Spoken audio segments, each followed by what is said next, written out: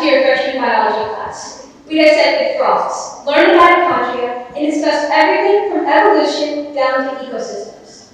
But still, there was one topic that was treated like a secret. We called it health class, yet there was still one thing that was reduced down to a whisper. Now, studies show that 1 in 2 girls worldwide have no idea what menstruation was before they encountered their first period. Think about that. Imagine your body doing something completely new and no one ever told you how to go about it or that it would ever happen. This confusion, embarrassment, and silence is what drove me to try to understand what has caused this mass stigma. My main question was how do cultural and social norms shape high school students' perceptions over education and about their own mental health. Now, despite increasing distribution programs of mental health products, many students still lack adequate mental health knowledge and reliable access to products. Based on existing research, my overall hypothesis was that higher levels of perceived stigma were directly associated with a lower use of products and a weaker understanding of their own mental health. Research suggests that cultural and social norms, like taboos and the avoidance of conversations, do play a role in the effectiveness and the overall use of available resources. Now, menstruation is not just a health issue, but rather it's a social one. We often hear about period poverty, which is the lack of reliable pads and tampons, but we hear about less is period silence. This silence is prevalent when girls are afraid to ask for products, teachers skip over education, and boys make jokes instead of learning.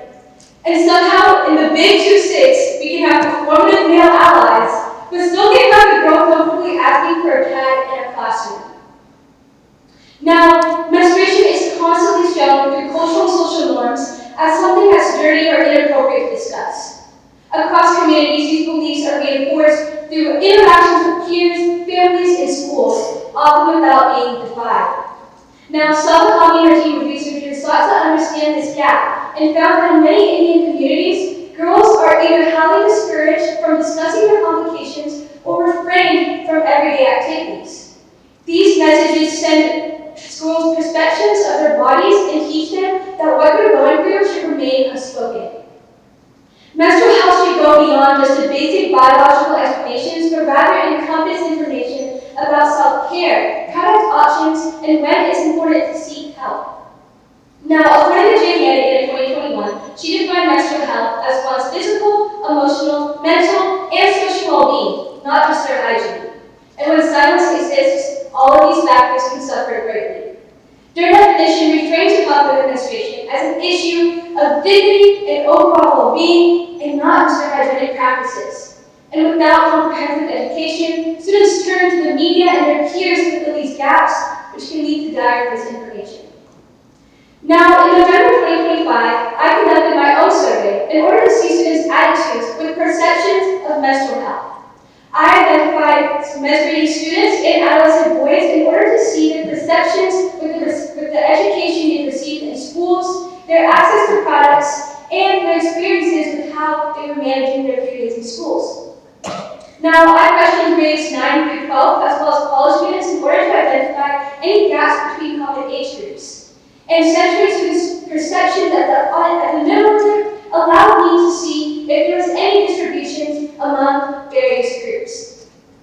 Now, from the responses I received, I did identify some common themes. When asked the questions, I feel comfortable asking school staff for supplies, say at a dispenser or at the nurse.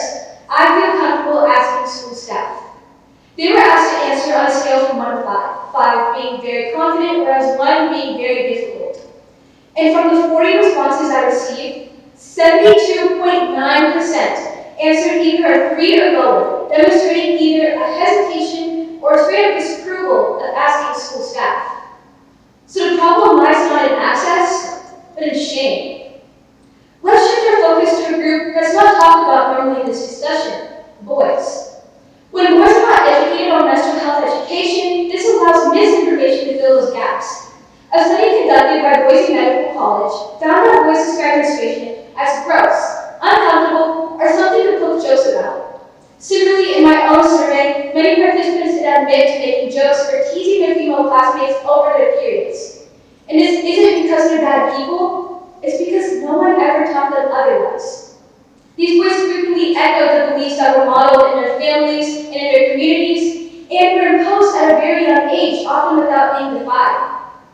Now, one participant, age 17, said, "I feel that women are socialized into believing that what they're going through is a dirty or unclean practice, whereas men's reactions are typically one of disgust or comedy, leading to women to believe that what they're going through should remain private and unspoken." Now, as I said, these models are constantly reinforced at early ages and aren't defied or counterclaimed as they grow older. A study was done on middle-aged men in Spain and found that these grown men were describing menstruation as a threat to femininity or a hindrance to their own sexual desires, therefore stereotyping menstruation as a burden by those who aren't even experiencing it.